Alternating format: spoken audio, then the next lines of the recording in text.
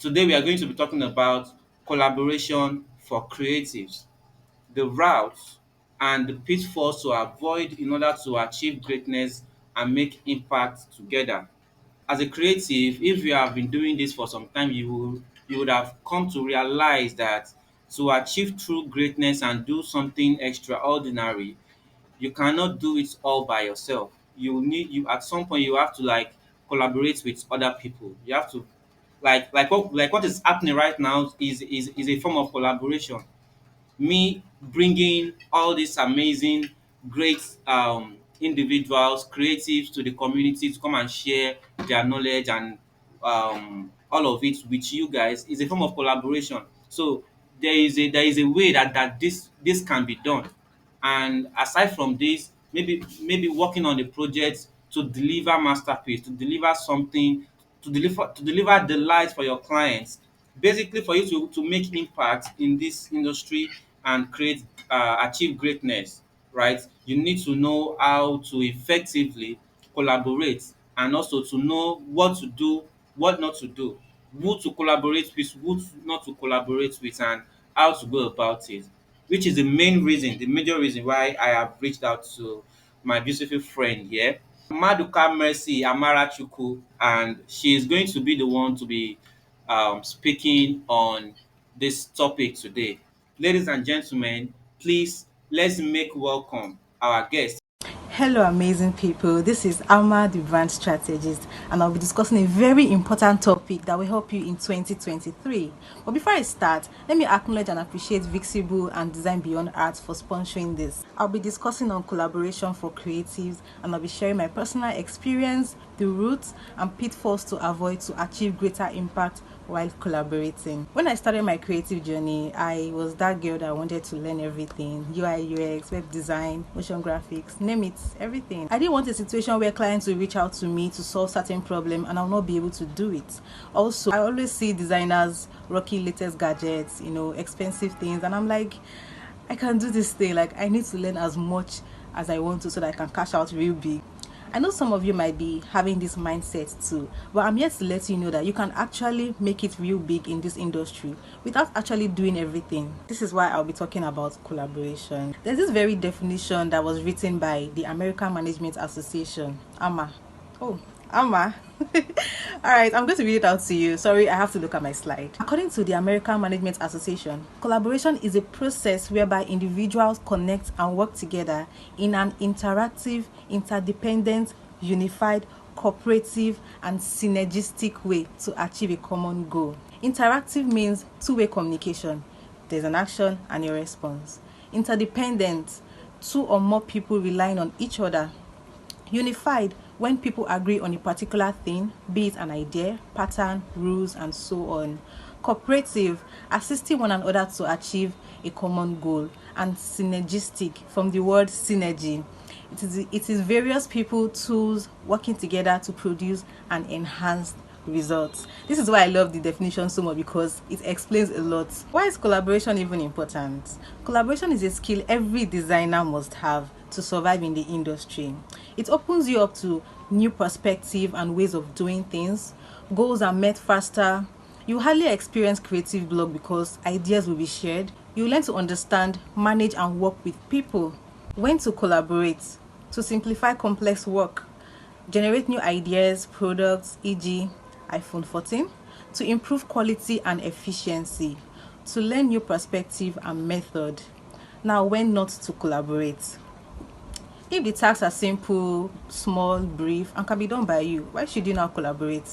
Also, if speedy execution is required, there is no need to collaborate because it is very, very tasking managing people. You have to be very patient with them, ensure that they even understand you. So it takes time. If you don't have the right people to collaborate with, I don't think there is need to collaborate. If it is a low budget task, I don't think there is need for you to collaborate. The route to collaboration: first of all, it starts with your mind. You have to be mentally prepared because collaboration is very tasking and draining. Look for the best people to work with. Personally, I would advise you to even work with people you are familiar with because you have an understanding with them already. You can trust them and you know their expertise. It's better than working with people you don't even know, because getting to even understand them is very draining, not talk about working with them. have a conversation, open up, be free, observe them, know how they think, know their design process, discuss the project, deliverables, the goals, the timeline, and so on. When you started the project with them, do constant review to be sure everyone is on track. Know them personally. It shouldn't be all about work. Try to know what they are struggling with, try to understand them, if there's any way you can help, and just check on each other basically. Share inspirations. If you're working on a project and you see something that would help the other person in the team, feel free to share with the person to make the work easier and faster. Alignment. Ensure every member of your team understands and is on the same page with you. Measure results. Before sending the project to your clients, do evaluations, analysis, assessments on what has been done, and celebrate little wins. So guys, the pitfalls to avoid when collaborating. You really need to listen to this one because it will really help you. And I'm going to be sharing my personal experience because I've seen shege while collaborating. I've really seen shege and I've learned from it. Number one pitfall: not doing background check on the person you want to collaborate with. This is beyond, oh, they can design, oh, she's really good, he's really good. You really need to know how the person is personally, his character. Seriously, I've collaborated with somebody and this guy threatened me because I made a mistake. The way this guy changed it for me, I can never forget. So you really need to know if this person is in their right state of mind. Though attitude matters a lot, so you have to do your background check on the person. Ask questions from people they've worked with, from their close friends, from just check them out online. Also check out their content, what they put out there, how they think, how they base judgment on certain things, to be sure you guys really align, or you guys have the same mindset. Not properly communicating things like the timeline, deliverables, the goals, and so on. Communication is a very important skill in collaboration. Not being open-minded to accept feedback. You really need to be free. Don't be rigid. Open up. Let them be able to tell you this is what's wrong or something. Even if it's good or bad, just accept the feedback and look at how you can address it. Communicating with only a set of people and leaving the rest, this is really not good because this will cause division among team members. You can't say, oh, I know this one more than this one, I prefer talking to this one than this one. You really need to bring everybody together, make sure that everyone is on the same page, everyone understands, and communicate effectively with them. Not setting realistic deadline for project delivery. Based on my experience, I would suggest that you give your client an extended deadline just in case the team member backs out. This year I actually collaborated with someone. I was handling the brand strategy and he was handling the brand design.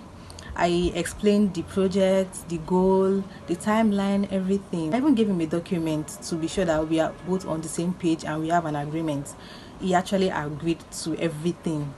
Only for us to start, and it was one excuse to the other. Few days to the deadline, instead telling me he can't continue anymore, that they've been having family issue, house rent issue, that is really affecting his mental health, that he really can't cope anymore. And I'm like, why didn't you tell me all these things? I've been asking you questions.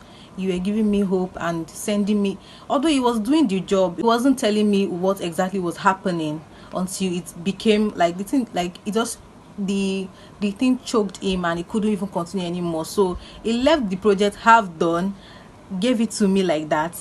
I was like, where do I start from? Okay, send the raw files, let me work on it. He said that it's too large, you can't send it, it doesn't have this, doesn't have that. One excuse to the other. I had to start explaining to my client to give me an extended time. It wasn't funny because if you had told me earlier, I would have even addressed it. So I actually learned from it, because instead of telling my client the exact time that my team member gave to me, I would actually just extend the time. Let's say we are working on the project and it's going to last for 2 months. I would rather tell my client 3 months, or let's say 2.5 months, just in case anything comes up and we have to extend the time. I'll be ending with this: ensure you send a document to every team member, and also ensure they sign that document so that they will be held accountable. The document will include this: the scope of work, task, timeline for reviews and delivery, project rules if any, the agreed payment and deposits if any. Let the person sign in case there's any misalignment or disagreement or misunderstanding. You can refer back to the document. This has actually helped me in the past, and it has kept everyone accountable for what they are supposed to do. Hope you learned something new today. Let's connect on social media at ama_maduka. See you again next time. Bye.